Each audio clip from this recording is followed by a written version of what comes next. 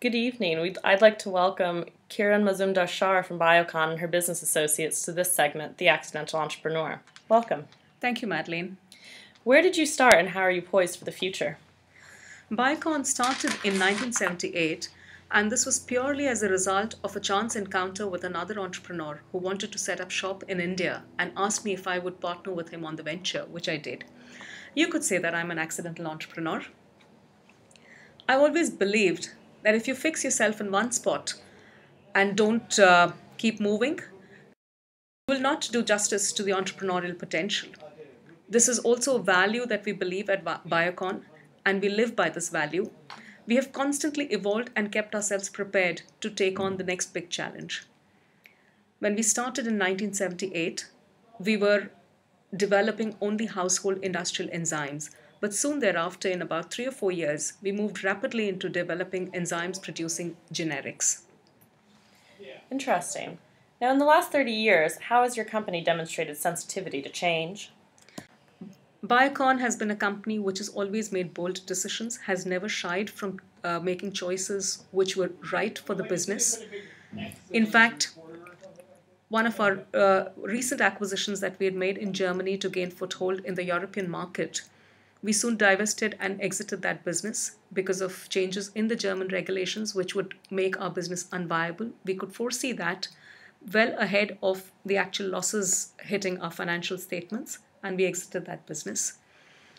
This is something that we did recently. We've done similar throughout our existence at Biocon.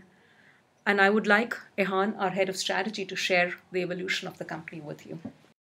So this timeline shows how Biocon has been sensitive of upcoming market changes and put in place the know-how, capabilities, and units to capitalize on these market shifts. The top part of the diagram shows the key market changes. The bottom half shows the key dates in Biocon's history. In 1978, Biocon was established, and by 1984, we have set up an R&D unit to expand the applications of enzymes so that we could be prepared when we want to develop generics. And that was in 2000. We got US FDA approval to develop lovastatin. That's a cholesterol lowering drug whose patents expire in 2001 and in 2003. We also set up Clinigen to conduct clinical trials because of a shortage of patients and investigators for trials in the US. The next market shift that we moved ahead of the curve, it was in 2004. We IPO'd the company so that we could fund the R&D development. And that's because we anticipated a lot of new competition in the generic market. And we also knew that India has signed TRIPS. And that would mean that in order for us to continue our growth, we would have to develop proprietary molecules if we want to sustain our growth path. Thank you. Now, how have you managed and allocated your resources? That's a very important aspect of delivering on our innovation pipeline. And it is really about making sure that you have the right people to take you through the development cycle.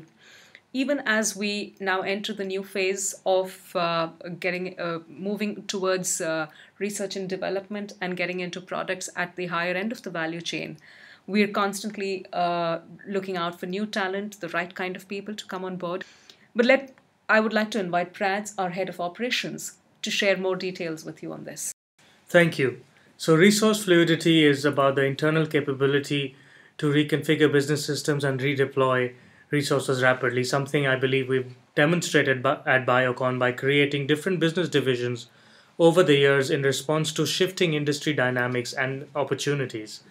Each of these business units has been a direct result of shifting market dynamics and in line with our long-term vision.